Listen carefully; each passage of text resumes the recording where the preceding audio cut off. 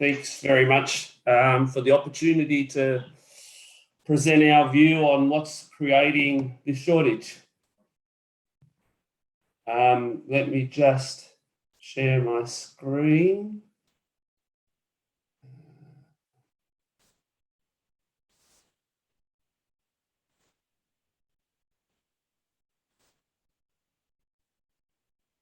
Okay. Just for those who don't know me, which I imagine is most, my name's Germano. I work for ITI, and we're Australia's largest timber distribution business. We also have distribution in New Zealand, sourcing offices in Indonesia, and manufacturing in Chile.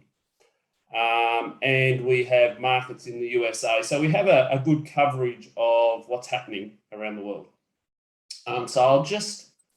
Today I'm just going to take you through some of the factors that have led to this once-in-a-lifetime timber shortage that we're seeing right now. So we'll start with the start.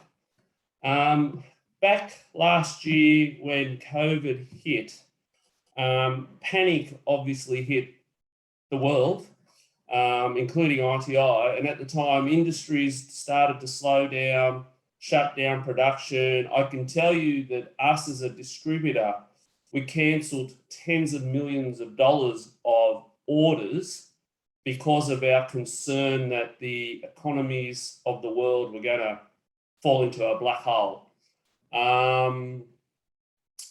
We saw sawmills shut in New Zealand because of lockdowns.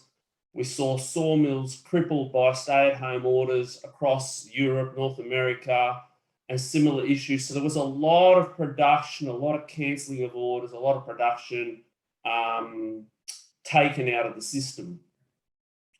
What followed was, I guess, a shock to all of us. As we all started to realise that demand was not falling off and in fact was climbing rapidly, we found that for us, for instance, trying to get those orders back into the system was virtually impossible. And for producers around the world, trying to get their mills back up and running, to get people back to work was really difficult. And the truth is that even today, we are seeing this new Delta strain play havoc with production around the world. So, for instance, only a day ago, New Zealand shut down again. So all of our supplies in New Zealand, all of our wood that was supposed to be coming has all been locked down again for at least a week. But it always takes longer to get a sawmill up and running. It takes a while to shut it down, and it takes long. So 7 days normally will turn into 14 days. And it could go longer. It's just not as easy as flicking a switch. For another example is in Chile, where our manufacturing plant was. In the end, we had to hire buses to go pick staff up because COVID shut down public transport in Chile, and we couldn't get any of our workers to work to run our plants. So we had to hire buses with drivers and go and pick them up from their homes and bring them to work and take them home just to get the plant up and running. And in 15 months, we've never had 100% of our workforce working. It's been that difficult. So those really impacted what has become this mess that we're in with timber. The next factor is free money. The pandemic saw governments respond by handing out money all around the world, quantitative easing. I saw a stat that said in the USA, more than 20% of all US dollars created in history were created in 2020. So you had people sitting at home, cash flow coming in, and nothing to do. Interest rates very low. Money in the bank meant you're going backwards, and it still does today.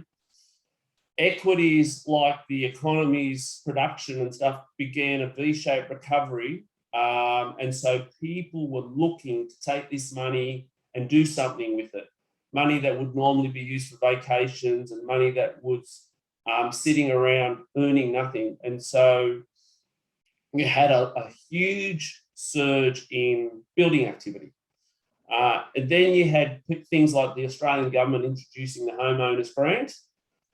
So you bring all this together and you had real stimulus driving the economy.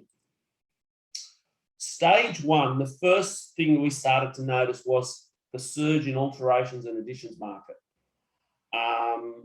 Now, as I said before, you had all these people at home, and we've seen this in Australia, we've seen this around the world, sitting on their hands, nothing to do, but the money was still coming in, whether it be money they hadn't spent on vacations, whether it was government stimulus money, it was still coming in. And so people started to do the jobs around the house that they had been putting off for years. A stat from the USA was Home Depot, who's huge with DIY market, in one quarter alone in 2020, had an $8 billion increase in revenue. That's not $8 billion of revenue, that's $8 billion increase over the same quarter in 2019, showing the huge pickup in demand. Sorry to interrupt, Germano. Your presentation isn't moving along. We're still on the home page. Oh, are you? Yes. Oh, I'm not. Okay. You might want to click the slideshow as well.